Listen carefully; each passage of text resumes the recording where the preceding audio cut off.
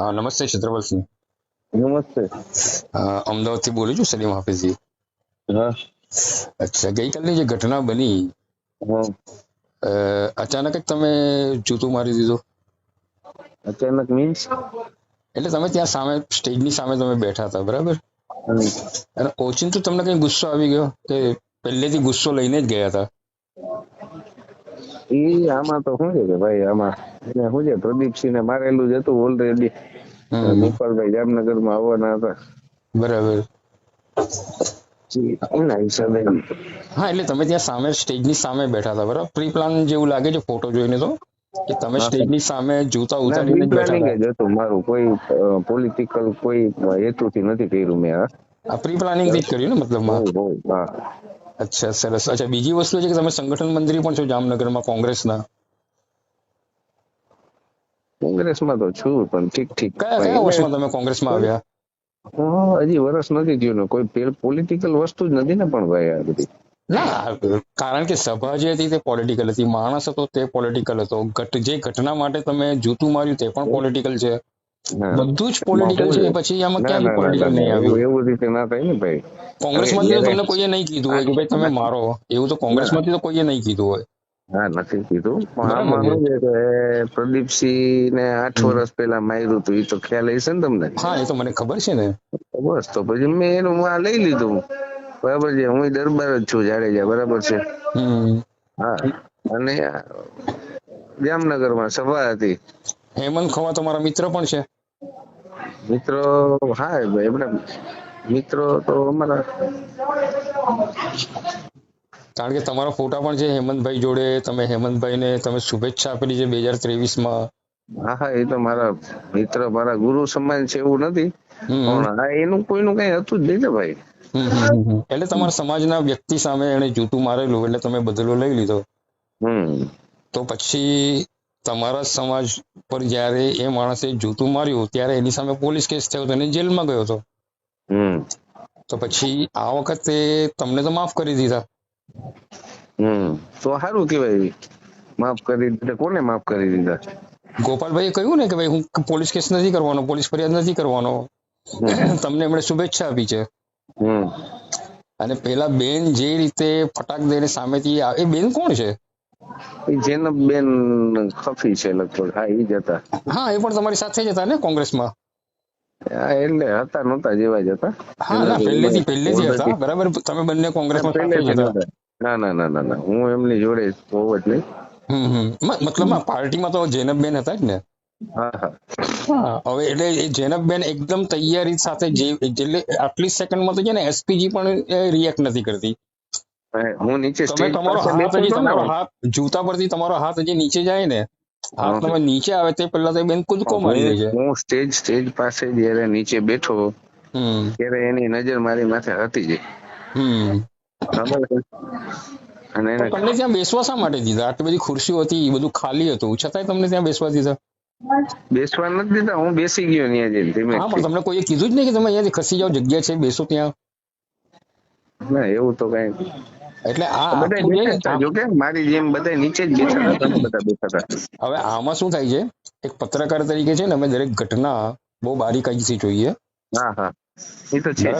એકદમ બારીકાઈથી જોયા પછી મને જે લાગી રહ્યું છે, બની શકે કે હું ખોટો પણ હોઉં, પણ મને જે લાગી રહ્યું છે તે એ છે કે એક આખું પ્રી પ્લાનિંગ સાથે ટીઆરપી લેવા માટેનું કે આખું કામ થયું.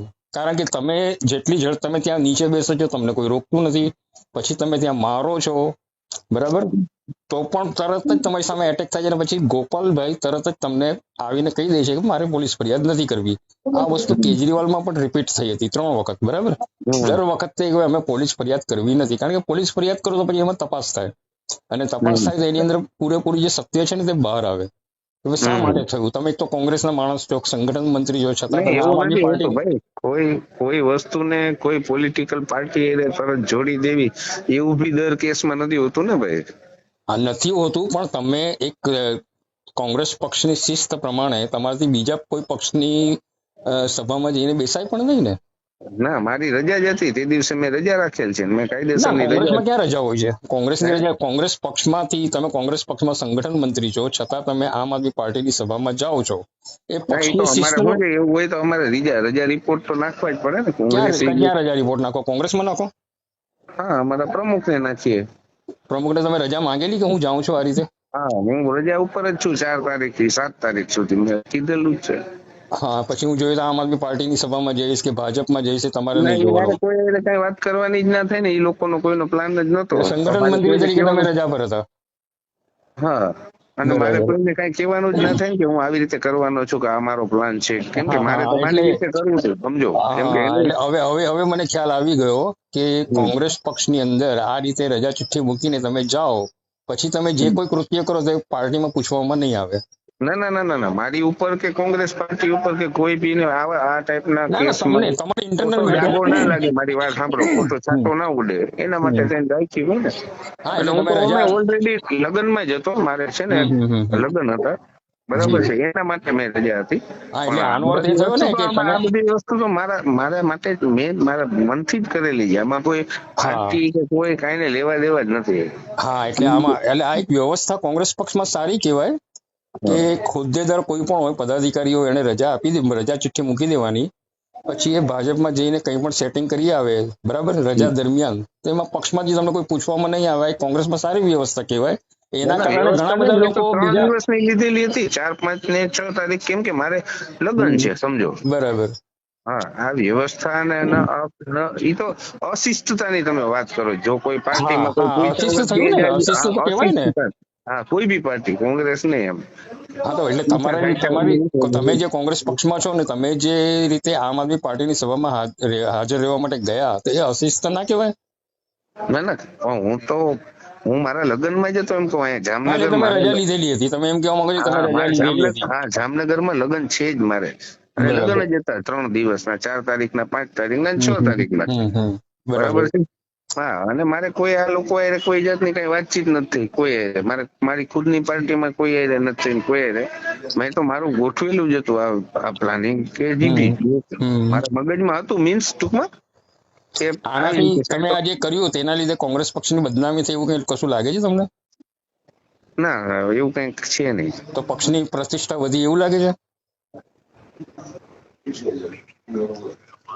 હલો.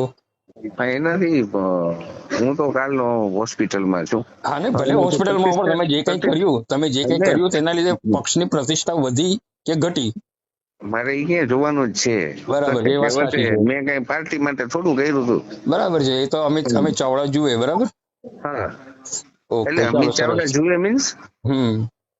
સમજો નહીં, અમિત ચાવડા જુએ મીન્સ એટલે અમિત ચાવડા જોવાનું કે પ્રતિષ્ઠા વધી કે ઘટી, એ જોશે ને. તો એમનો વિષય છે, તમારો વિષય ક્યાં છે? તમે મને પૂછો છો, મેં હા, જે હું તમને વસ્તુ પૂછું કહી છું. છે. હા, તમે એ મને પૂછો છો. તમે અત્યારે અમિત શાહ ચાવડા નથી પૂછતા, તમે મને પૂછો છો. હા, તમને જ પૂછું છું. પ્રતિષ્ઠા વધે. એટલે તમારો કાનો હા, મતલબ એ છે કે અમિત ચાવડા જોશે કે ભાઈ પ્રતિષ્ઠા ઘટી કે વધી. એમાં તમારો વિષય નથી આવતો, તમારો કોઈ ઓપિનિયન નથી કે આમાં વધી કે ઘટી. તમારે ક્યાં જોવાનું છે એવું તમે કહેવા માંગો છો ને? જો સાહેબ, તમારા આટલા બધા અટપટા સવાલના જવાબ હું નહીં દઈ શકું, કેમ કે હું ચાલો, કઈ નહીં. હવે નેક્સ્ટ પ્લાનિંગ હોય ને, જરાક તમારું કોઈક આવું કઈ ભાજપની અંદર હોય, કોઈ આમ આદમી પાર્ટીમાં કઈ જૂતું મારવાનું, કઈ બીજું કઈ કરવાનું હોય, તો જરાક એડવાન્સમાં જરાક મીડિયાને પણ તમે જાણ કરો ને, તો અમને પણ જરાક મજા આવે. ના ના, કઈ વાંધો નહીં. હા જી, ચાલો, આવજો. હા, થેન્ક યુ.